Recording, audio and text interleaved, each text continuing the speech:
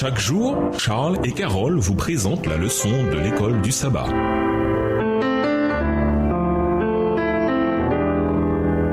Bienvenue à votre émission Dieu nous parle. Dans la leçon de jeudi, la plus longue chronologie prophétique. Lisons Esdras 7 et versets 7 à 13. En quelle année fut publié le décret qui permit aux captifs d'Israël en Perse de repartir libres pour rebâtir leur temple? Esdras 7, les versets 7 à 13. Plusieurs des enfants d'Israël, des sacrificateurs et des Lévites, des chantres, des portiers et des Néthiniens vinrent aussi à Jérusalem la 7e année du roi Artaxerxès. Esdras arriva à Jérusalem au 5e mois de la 7e année du roi. Il était parti de Babylone le 1er jour du 1er mois et il arriva à Jérusalem le 1er jour du 5e mois, la bonne main de son Dieu étant sur lui. Verset 10. Car Esdras avait appliqué son cœur à étudier et à mettre en pratique la loi de l'Éternel et à enseigner au milieu d'Israël les lois et les ordonnances. Voici la copie de la lettre donnée par le roi Artaxerxès à Esdras, sacrificateur et scribe enseignant les commandements et les lois de l'Éternel concernant Israël.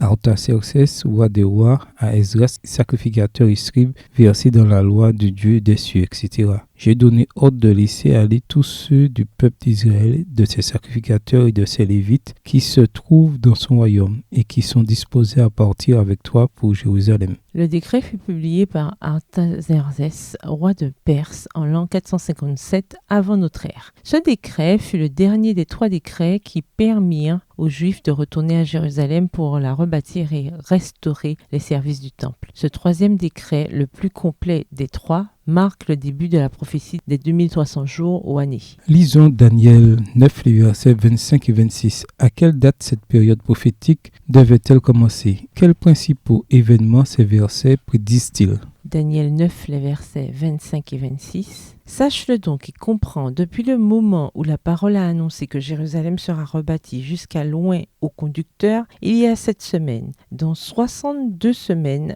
les places et les fossés seront rétablis, mais en des temps fâcheux. Après les 62 semaines, un roi sera retranché et il n'aura pas de successeur. Le peuple de chef qui viendra détruira la ville et le sanctuaire et sa fin arrivera comme par une inondation. Il est arrêté que les dévastations dureront jusqu'au terme de la guerre. Dans cette remarquable prophétie, Daniel prédit que depuis qu'a été émise la parole disant de rétablir ou de rebâtir Jérusalem jusqu'au Messie, il y aurait 69 semaines ou 483 jours prophétiques ou années littérales. Puisque le décret fut publié à l'automne de l'an 457 avant notre ère, si l'on ajoute 483 ans, on arrive à l'automne de l'an 27 de notre ère. Le mot Messie signifie celui qui est loin. À l'automne de l'an 27, Christ fut baptisé et reçut l'onction de l'Esprit. Acte 10, verset 38. Après son baptême, Jésus allait en Galilée, proclamait la bonne nouvelle de Dieu et disait « Le temps est accompli ». Marc 1, les versets 14 et 15. Au printemps de l'an 31 de notre ère, au milieu de cette dernière semaine prophétique, 3 ans et demi après son baptême, Jésus fut crucifié. Le sacrifice de Christ au calvaire mit un terme au système de sacrifice qui renvoyait à l'agneau de Dieu. Le type avait rencontré l'antitype.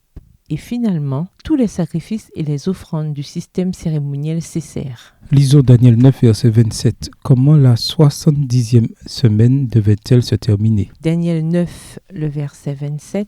Il fera une solide alliance avec plusieurs pour une semaine et durant la moitié de la semaine, il fera cesser le sacrifice et l'offrande. Le dévastateur commettra les choses les plus abominables jusqu'à ce que la ruine et ce qui a été résolu fondent sur le dévastateur. Les 70 semaines ou 490 années accordées aux Juifs ont pris fin en l'an 34 de notre ère, quand le Sanhédrin a rejeté le message de l'Évangile. Acte 6, verset 8, acte 7, verset 60. Quand on soustrait 490 ans de la prophétie des 2300 années, il nous reste 1810 années pour l'accomplissement de la prophétie. Cela nous amène à l'année 1844. William Miller et les premiers adventistes croyaient que le sanctuaire de Daniel 8, le verset 14, était la terre, et ils pensèrent que Christ viendrait purifier la terre par le feu en 1844. Au revoir. Et à demain si Dieu veut. Dieu nous parle.